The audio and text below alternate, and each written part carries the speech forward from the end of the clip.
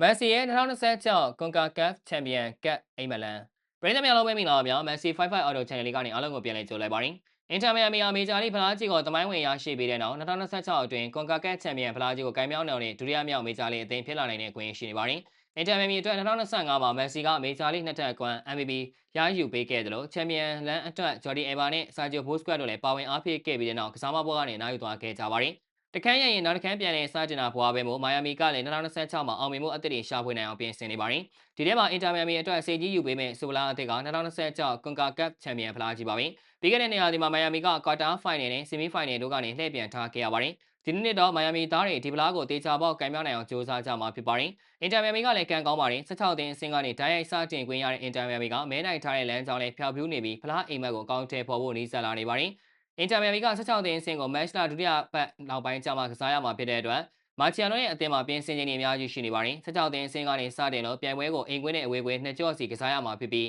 ဖိုင်နယ်ကိုတော့တပွဲနဲ့ရှင်ပန်ကစားသွားရမှာဖြစ်ပါတယ်။အင်တာမီယာမီကညာဘက်အပေါ်လမ်းချောင်းကနေစတင်ရမှာဖြစ်ပြီး round 1မှာကစားကြမယ်ကနေဒါအသင်းအော်တာဝါနဲ့ Nashville SC တို့တွေကအနိုင်ရတဲ့အသင်းနဲ့စတင်ကစားရမှာပါ။ဒီကနေစပြီးအင်တာမီယာမီကဖိုင်နယ်ထိလမ်းကြောင်းမှာရင်းနှီးပြီးသားအသင်းတွေနဲ့ပဲတွေ့ရဖို့တော့များနေပါတယ်။ Nashville က16အသင်းအဆင့်ကိုတက်လာဖို့များတဲ့အသင်းဖြစ်တာကြောင့်အင်တာမီယာမီအနေနဲ့မေဂျာလိ Play-off လမ်းကြောင်းတို့ကပြိုင်ဘက်ကိုနောက်တစ်ချိန်ပြန်လည်ရင်ဆိုင်ရအောင်ပါပါ။မန်စီအနေနဲ့ Nashville နဲ့ပတ်သက်ပြီးမှတ်တမ်းကောင်းတွေရှိထားသလိုတွေးဆုံမှု10ချိန်ကနေသွင်းကို15ခုနဲ့ဖန်တီးမှု4ချိန်တွေပြုလုပ်ထားပါသေးတယ်။ကွာတာဖိုင်နယ်မှာအင်တာမီယာမီနဲ့ရင်ဆိုင်တွေ့ဖို့ဖြစ်နိုင်ခြေအများဆုံးအသင်းကတော့ CONCACAF ချန်ပီယံအများဆုံးဖြစ်ထားတဲ့ Club America ဖြစ်ပါတယ်။တကယ်လို့ကွာတာဖိုင်နယ်ကို Club America တက်မလာခဲ့ရင်တော့ Spora ရှိရရှိထားတဲ့ Philadelphia Union တက်လာနိုင်ပါတယ်။ဆီမီဖိုင်နယ်ကိုမိုင်ယာမီသားတွေရောက်ရှိခဲ့မယ်ဆိုရင်တော့တစ်ဖက်ကပြန်ဘက်ကမက်ဆီကန်အသင်းတိုက်ဂရက်ဖြစ်နိုင်ပါတယ်။ဒီအသင်းဆိုရင်လည်းမက်ဆီတို့က2025လေးဖလားမှာနိုင်ယူထားပူပြီးသားပါ။အင်တာမီယာဖိုင်နယ်အထိတက်နိုင်ခဲ့မယ်ဆိုရင်တော့တစ်ဖက်ကလီဂါ MH ရဲ့အောင်မြင်ဆုံးအသင်းတိုလူကာနဲ့ရင်ဆိုင်ရနိုင်ပါတယ်။ဒါမှမဟုတ်လက်ရှိချန်ပီယံခရူအဇူးနဲ့ပြိုင်ပွဲဖြစ်နိုင်ပြီးအင်တာမီယာစီကနေချန်ပီယံနေရာကိုကာကွယ်သွားနိုင်ပါတယ်။ထိုင်းမှာအားကစားချစ်သူရွှေမာကြီးကိုတို့အတွက်မြန်မာကျွေးစာရဲ့အတိုင်းကစားခြင်းနေဆိုရင်တော့